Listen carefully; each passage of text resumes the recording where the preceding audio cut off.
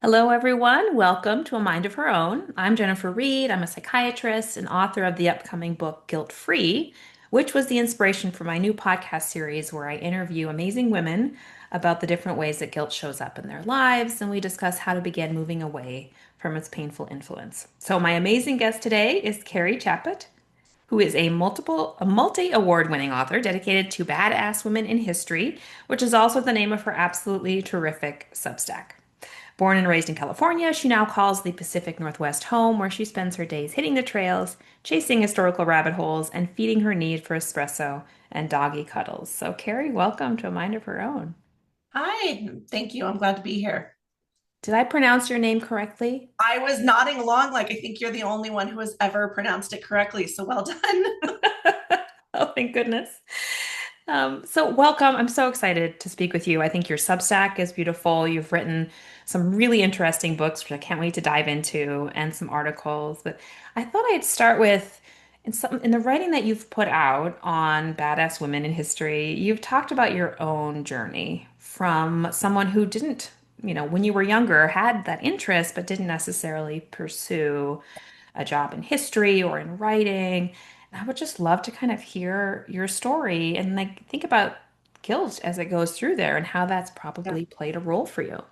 absolutely. I grew up in the 80s, and my dad was a US history teacher for high school. And, we're a small town, so it was very like tight-knit community.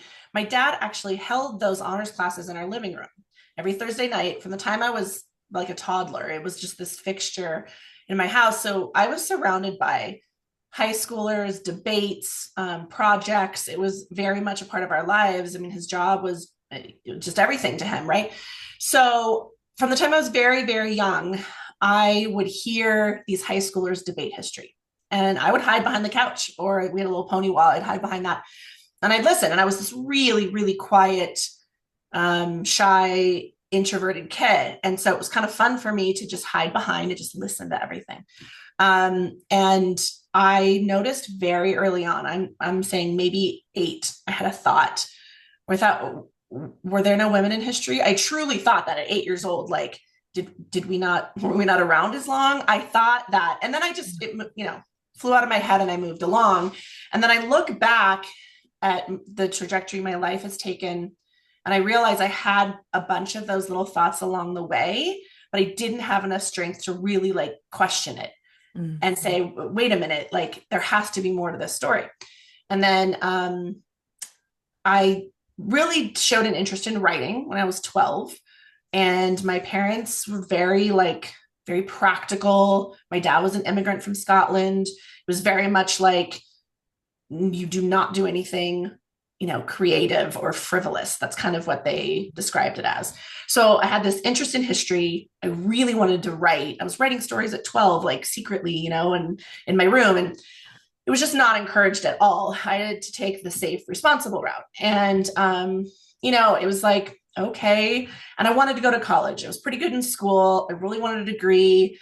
I knew in my head I wanted freedom, financial freedom for myself. I didn't want to have to sort of rely on a man to support me or buy my houses or buy my cars and whatever. So it was just really important to me that I had a degree. So when we sat down to kind of figure out like what was I going to major in, and this was mid 90s, and so there was no computer or anything. We sat there at it was the University of Arizona, which I only lasted one semester there, but we sat out on the table and we had the book that we were like flipping through majors. Yes.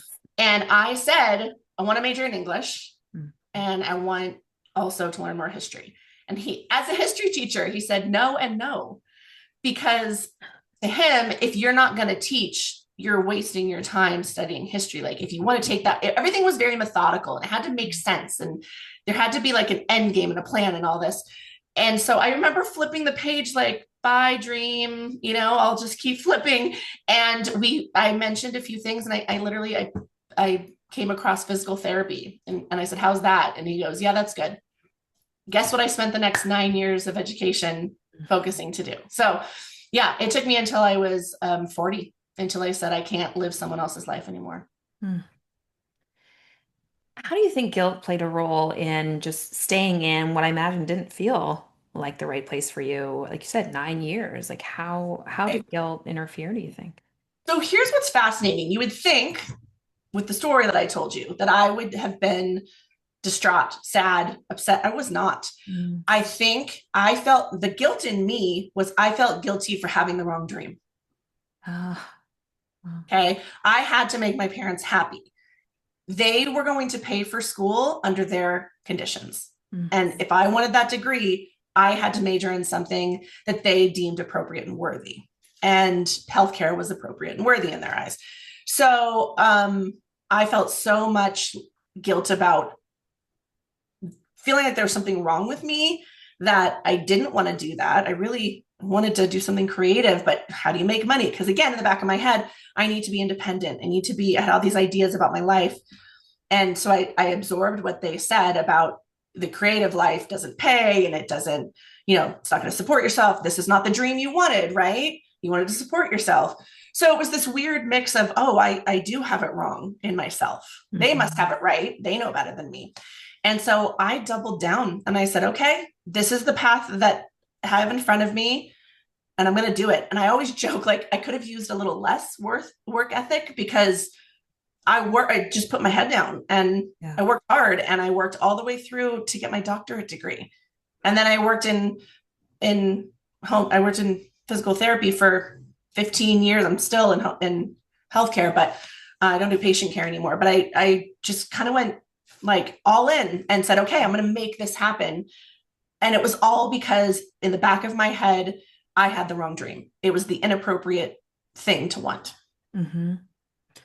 Wow. I mean, that makes so much sense though when you think about like my framework for guilt that I put in the book is really that guilt is the kind of difference between our expectations, especially Mm-hmm. in a particular role, in your case as the ideal daughter, the perfect daughter, right? What our expectations are, and then what we actually see as the what we're doing. What is our reality?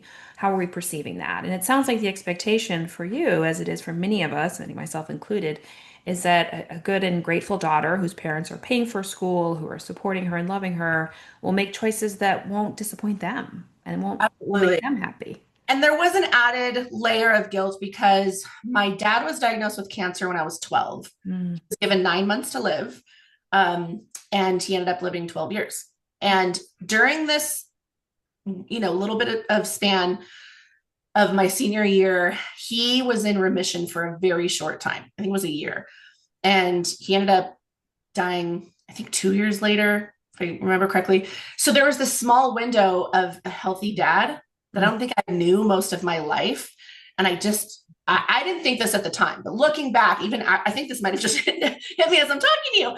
I think that I was like, he's healthy. I can't like do this wrong. I need him to stay happy. I don't think he put that on me. I just think it was years of watching him go through treatments and being sick all the time. There was a guilt of like, well, I can't rock the boat now. Hmm. And I think that comes up a lot, especially for women in guilt, because it does give us this sense of control over something that's really frightening. Your dad's Yeah. illness, worrying about him saying, okay, I'm going to take this guilt on personally because then I have some way of controlling this narrative in this Yeah. situation. And so I can sort of protect him, I can live with the guilt, and I can live with this job that I'll be doing because I'm supposed to do it going Right. forward. Right. Yep. Yeah. So how did you then figure out or start to make this shift or start to speak up and write these really wonderful books and beautiful essays? It's been a long, long journey for me, as I'm sure you're not surprised. I was the entire time through my 20s and 30s sort of secretly writing little notes, little ideas, little topics. Like I would come up with ideas for an article I wanted to write, knowing full well this was never going to happen. I was living in dreamland. Or I remember one time pulling my car off to the side of the road because I had a story idea and I just quickly jotted it down. And I was so embarrassed that like, who do you think you are to be a writer? Because again, I have the wrong dream, right? And Mhm. I got home and I crumpled it up and I threw it away. So all along the way, I was having these little feelings of like, this is what I want to do. But the narrative that I was living by did not allow me to do that. And really what changed was having kids. I am the kind of person that I've done too much with not enough time my entire life, right? Total type A. If I'm not constantly juggling 5 things, I feel like I'm falling apart, which of course we know is very unhealthy, and I'm working on that. But so I was working, I think at one point I was working 60 hours a week when my husband and I were first married. And then I had 2 kids within 2 years, and I could not emotionally manage both anymore. I couldn't put all my effort into treating sick, scared people all day and then come home and give everything I had to this little tiny baby. It just broke. I just said, I have to make a decision. And we uprooted our life and we moved out of California, where it was just really, really hard to make ends meet, even with 2 salaries. Yeah. And I ended up staying home with my kids for about 2 years, I think. And we lived in Bozeman, Montana at the time. Long winters, very cold. You're not doing a whole lot when it's, mid-January. And my kids were little, so they were napping sometimes for 3 hours a day. And you can only clean the house so much, right? You can only pay the bills so much. When everything's done, you kind of sit there. And I had a moment where I went, I have to do something for myself. What am I going to do? And it was like, what's the thing I've always wanted to do?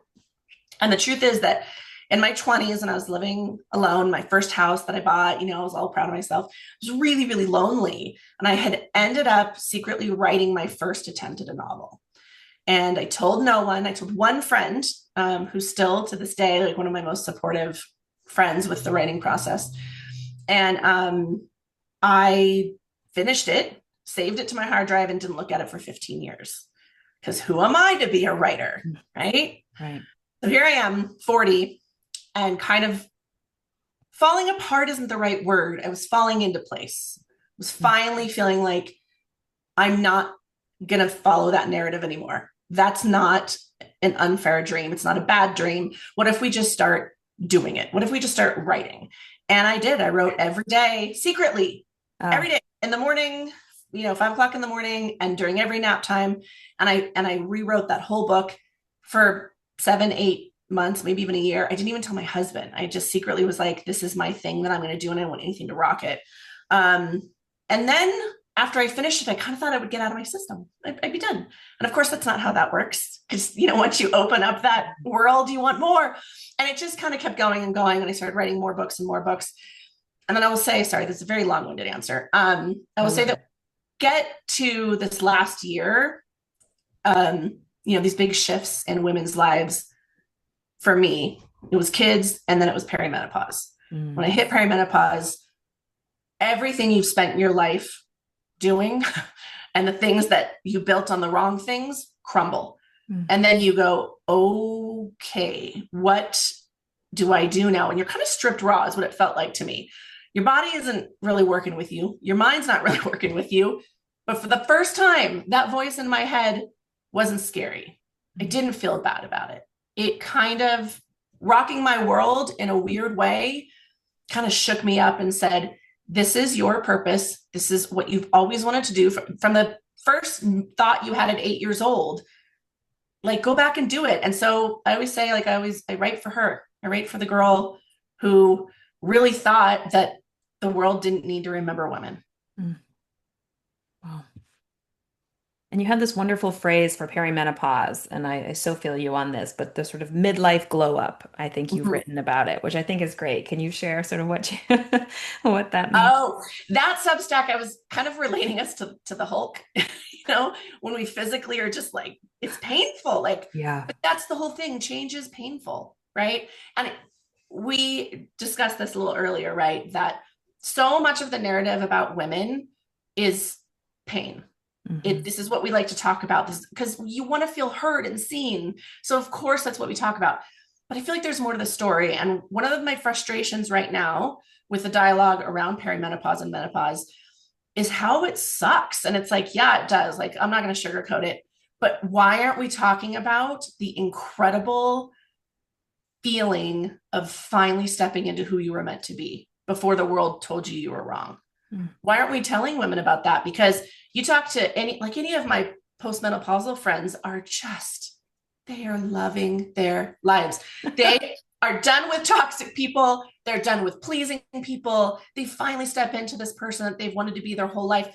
We get to do that. We get to craft our own life and our own narrative. And that's why I call it a glow up, because ultimately the end game is we get to finally go back home to who we were supposed to be before the world told us everything about you is wrong. Mm-hmm. You're not pretty enough. You're not skinny enough. You're not smart enough. You can't use your voice because then you're too loud. You Mm-hmm. can't, there's so many things we can't be that I feel like perimenopause just shakes you enough to be like, forget all of it. Go back to that little girl who had ideas and a voice. Like, go back to her. And so I think it's a painful transition. I think in another substack, I call it the unmaking. So it's a couple of different things, but in the end, I have to share this with you. I've worked out my entire life since I was 12. I've been a pretty avid exerciser.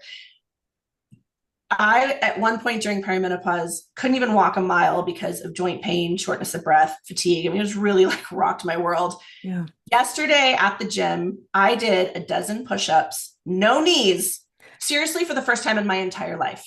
Wow. So this is not just a like, oh, I get to kind of function again. I am thriving in ways that I have never known because of this glow up. Wow. And you say that it's sort of this shakeup, these Yeah. changes that are happening, kind of your body's changing, your mind's changing. What do you think allowed you to kind of release some of that guilt, that baggage, that sense of this is the wrong dream? Like, do you have any sense if someone out there is saying, I want that so badly? What would you tell them? I had lunch with a friend the other day who was asking me this exact same question. And the only answer I had is that I one day told myself that I was going to stop being my own bully. I felt like I spent my entire life telling myself I wasn't good enough. I didn't deserve that. I'm not smart enough. I'm not this. I'm not that. I mean, it was a nonstop barrage of these thoughts in my head. And once I connected with that and through perimenopause, I think I got my mental health in a place that it's never been. I've struggled with, no surprise, with what you know about me now, but I have struggled with extreme anxiety, panic disorder. It has ruled my life, right? Social anxiety, you name it, anxiety, and it has really affected me. And finally, in the last few years, I was like, I have to get a hold on this, because during perimenopause, it just, it's like wildfire. I Mhm. had 2 week long panic attacks where I couldn't leave the house. It was just so debilitating. And at one point, I just said, I have to get a hold on this my way.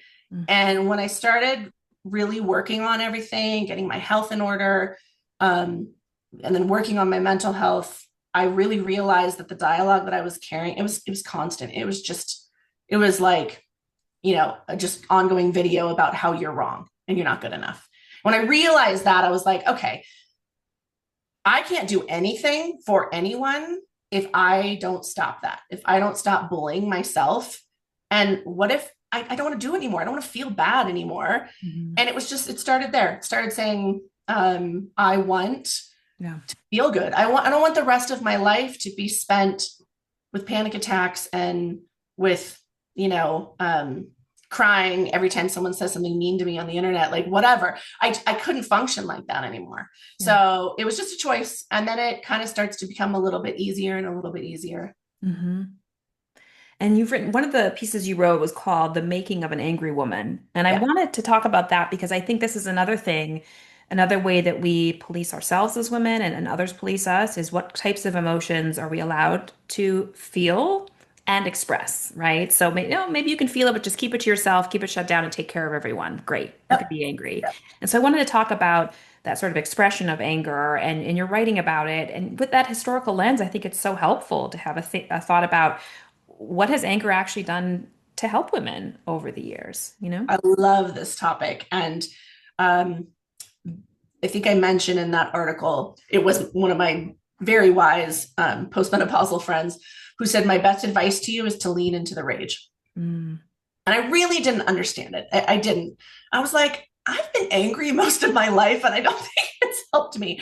When I realized, like, yeah, I've been internally angry. I have just been holding it. And how can we not be angry? I mean, let's be yeah. real. Even if you have the most privileged life, which I have really had a privileged life in a lot of ways. Um, I have been met with so much misogyny over the years. I've met with so much what you can't do because you're a girl. I was raised by my mom used to say, don't go to a woman doctor, they're not as capable. Like I lived with this dialogue about how we are just not strong enough to do XYZ, right? Yeah. And that's why I turn to historical women, because then I start reading about women who really broke boundaries and really pissed people off. And I'm like, oh, we can do that. Like it's okay. And I think that when you do lean into that rage of it, you stop swallowing it. You stop letting it bleed into your body, into your pores, into your psyche, and you start acknowledging it, right? And naming it. And for me, it made me less angry as soon as I did that. Mm. That turned to empowerment for me. And the more rage that I feel, the more I write and the more I channel it. It's just a healthier way for me to do it. But so much of what we're taught is to swallow that anger, exactly like you said, is not an acceptable thing. And I think I realized this a couple of years ago, and it was kind of shook me. If I get really mad, like I'm a pretty chill person, but I do get pretty mad if you really push me, right? I cry. I get Mm-hmm. so mad I cry. And I was like, why do I do that? I really think looking back is because it tempered my anger. It made my anger more acceptable to my parents or to people, Mm-hmm. right? We are not supposed to be loud creatures. We're not supposed to be disruptive creatures. And I disagree with that. I think that we should be whatever we need to be to thrive and to help other women thrive. Absolutely. And I love your interests, your focus, your chatting about Eleanor Roosevelt, your beautiful book, which we were talking about earlier. I can't wait to read, called Chasing Eleanor. Can you talk a bit about why she seems like such a motivation, such an inspiration for you? Absolutely. When I was in high school, I asked my dad, like, why don't you talk about women in history? And part of it was the curriculum, right? They were supposed to talk about wars and, bombs, all this stuff. And so he gave me a couple names and he's like, here, and Eleanor Roosevelt was one of them. And I went to the library, right? Pre-internet, went to the library and I started reading about her. And I was like, oh, I felt seen for the first time in my whole life from Eleanor Roosevelt. Like not not in pop culture. I wasn't looking at Britney Spears. I wasn't looking at, like the normal people that people were like, oh, they're so cool. I was reading about Eleanor Roosevelt. And it was a lot of things, but it was her parents. She had a very, very sad upbringing. Her father was an alcoholic, and in one of his episodes, actually kind of flew out a window, ended up having a severe head injury and seizures, and he died after that from that. And so she had this very unstable environment. And this was like before she was 8 years old. She lost her father and she lost her mother to sickness. And her mother was very cold to her. She nicknamed her Granny because she was serious and ugly. Mm. Right. So she grew up in this unstable, unfeeling, unloving environment. She learned to swallow your voice, to make the environment as pleasing as you can. Like, and then she went to live with her, oh, I want to say it was aunt, and she was terrible too. So she had all of these people in her life that were telling her that she's not worthy, right? And in the late 1800s, like she was a true Victorian woman. She did not believe in the suffrage movement in the beginning, right? She came from a very tight, rigid life. Mm-hmm. And then, so I kind of identified with her before all of the amazing things that she did, before all of her activism. I identified with her as a person. I thought, here's this woman who's not the prettiest one in the room, who's shy, whose parents really are so involved with their own mess that they're not there for her.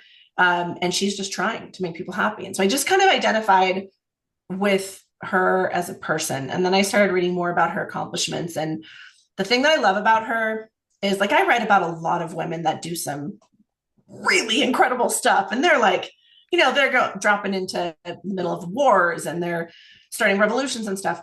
And the reason that Eleanor Roosevelt speaks to me so deeply is that she did everything without force, without anger. She saw it as her purpose to address the wrongs that were right in front of her. And the more resistance that she got, the stronger she became. You know, the FBI had a decades long file on her for communist activities because she supported civil rights. The KKK put a bounty on her head. And she just used all of that and became stronger and stronger and stronger. And that to me was the thing that I wanted. Mm. I still today, like, I mean, my shelf back there is full of Eleanor Roosevelt books. I still go back and read about her when I feel like I'm struggling to kind of push past the resistance. Right. And I think the resistance is important to speak about because I think, especially as a woman in the realities of this world, that you do get a lot of misogyny and trolls and negative Yeah. feedback if you are making yourself visible and you're speaking. You have a voice and you have an opinion. About women and Yeah. women's history. I was surprised at how triggering that can be for people. Right. And then you think about, I mean, as you're writing about some of these things that she faced, Eleanor faced, and so many of the women that you've written about face all the pushback and threats of violence, which are just so, in Yeah. so many women's experience. It's like, how do you continue then, I think now more than ever, to speak out, to speak up, to try and like, what are the lessons you think you've learned from these women in history that help you every day say, I'm going to put this out here. And I know that not everyone's going to love it and some may really dislike it, but it's important to me to have my voice. Yeah. That's what you just said is the reason. Hmm. I think when I finally accepted that I could not be authentically me and have the voice that I needed to have without upsetting people.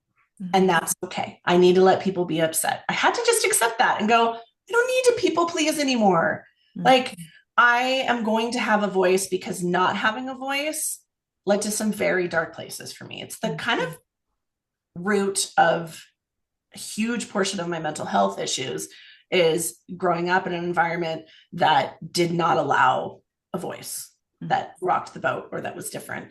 And which is weird because my dad actually encouraged that in me. But I think probably, like you said, guilt and also it wasn't just parents. I mean, it's society and Yeah. it's it was back in the I was born in the late 70s. I mean, it was a different world for women back then than it is now, in a lot of ways. And so I think knowing that when I started to step forward and have a voice, I've never felt as strong and as secure in myself as when I started writing, when I started putting my thoughts out, unabashedly, just saying, I'm going to put it out there. If you want to be mad, go ahead. Yeah. Usually won't engage, like, go ahead. The empowerment came from not letting them rock me. And that's influence from my husband. That nothing rocks him.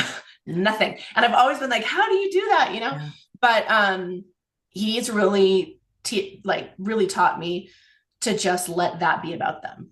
You Hmm. just say what you want to say and let people react. And if you need to block, if you need to whatever, you do that. But don't let them disrupt your mental health because then they win. Hmm. This is your ultimate strength is your stability. And like you said, reading about women's history and the things that they faced. I mean, a bounty on her head from the KKK, like I can put out some things on social media, right? Like, let's put it into perspective here. Yeah. Oh, absolutely. And I think that like you're saying you're really feeling like you're most yourself, that anger, as you started to voice it and sort of lean into the rage, really it felt like it wasn't as powerful, towards you, brought back inward again. And it does seem like your writing is sort of one of your coping skills and your coping mechanisms for just this absolute chaos that it seems Yes. like the world is in. And I agree. I think this podcast is the same thing. I mean, where we place our attention is what we experience our life, right? And if we only focus on women in pain, like we talked about earlier, in that narrative, or men leading history, I think we just get so caught up in that we don't recognize. And that's why I love even your brief little posts about different women who've done such wonderful things over the years, because it brings your attention to what we are capable of as women, Yeah. which I think is incredible things. you know?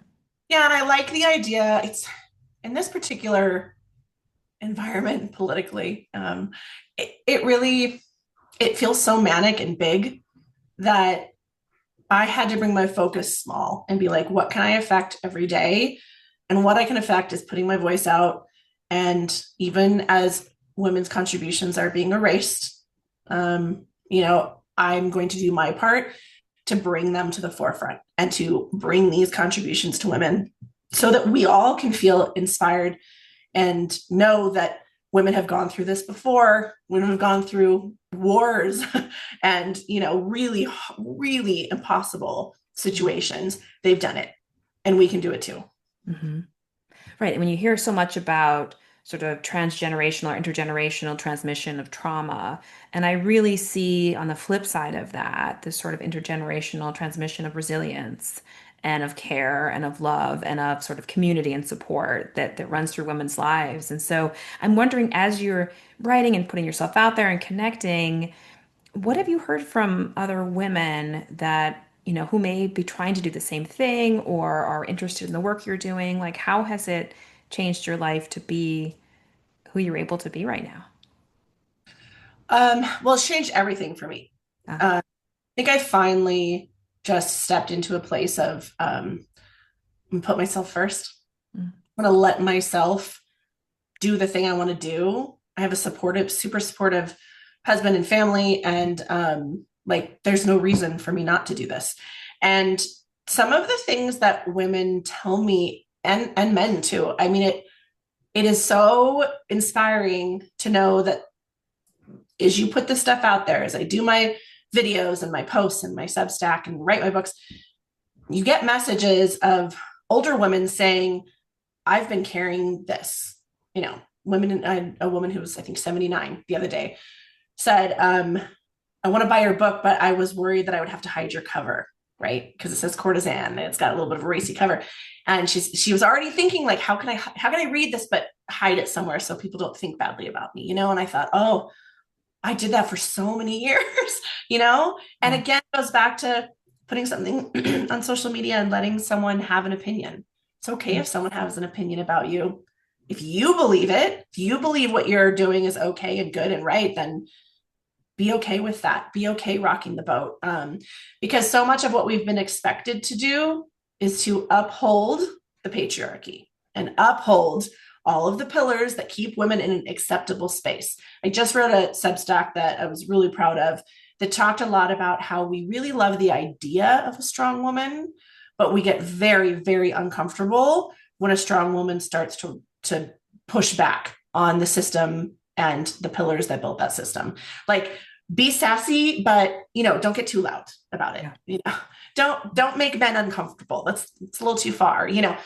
And I think we need to break out of that. I think we need to just let people be uncomfortable. We need to sit in our own discomfort, something I still have to force myself to do when I'm reading about some of these just, part of history is awful. And part of that is sitting in the discomfort of what it was and not, washing it out and saying, this is really true. This happened. We need to accept it.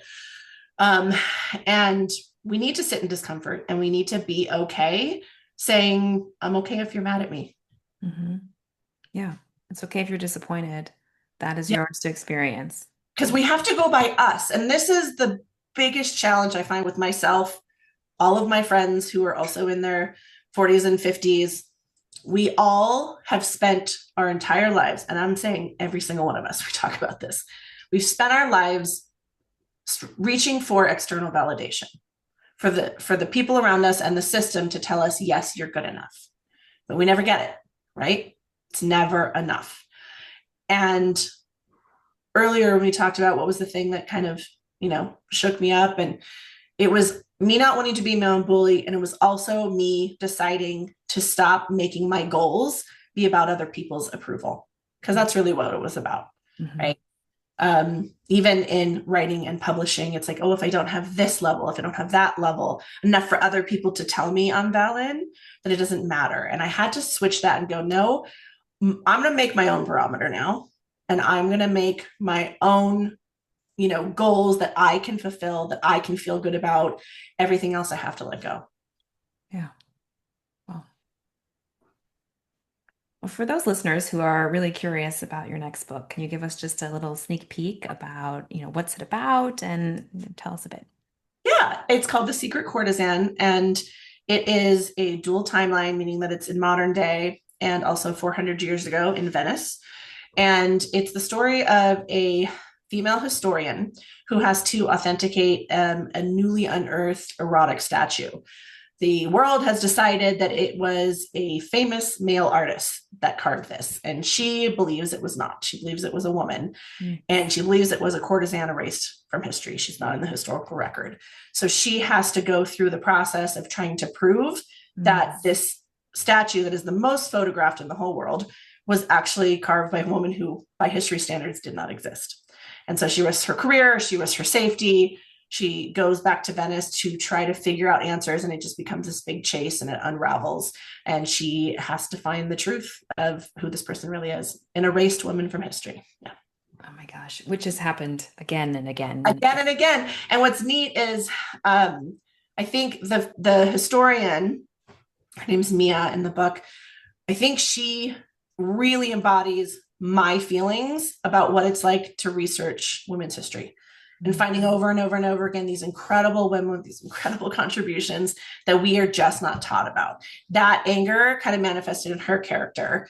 And then the historical character, the courtesan, kind of embodies like the unfairness of what history has done to women and um, how we kind of put women in boxes, right? This Mhm. courtesan, by a lot of people's standards, well, if they were prostitutes, so we don't talk about them. We don't talk about their contributions.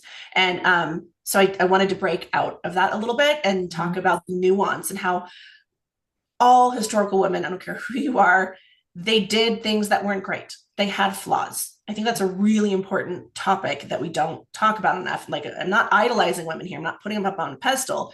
I can Mhm. talk about, the stuff that they did that I don't agree with. I think that's really important to have a well-rounded conversation. But I want to break us out of these boxes where we kind of polarize women as like really good or really bad. Mhm. Oh my gosh, I can't wait to read this one. That sounds absolutely amazing. And I love that your voice in Mia really coming through and sort of what is it like to try and research and work in this space? And access your anger. It really did. Yeah. And all of the misogyny that she comes across in the art world and just in general, people get very, very touchy about you taking male contributions from history and saying, hey, there was a woman there too. Like, let's talk about that woman. And it's a touchy subject for people. Yeah. So really Mia kind of has to face all of that, head on. Ugh, I love that. Well, I'm so excited for the book, and I hope people check out Badass Women in History because it's fantastic. Like I said, on Substack, I'll put a link in the liner notes. And Carrie, thank you so much for the work you do and for speaking with me today. Thank you for having me. It was a wonderful conversation. Awesome. And for everyone who's listening, just a reminder, this is not to be used as medical information. So if you do have questions, please reach out to your medical provider and get the care that you need. Thanks.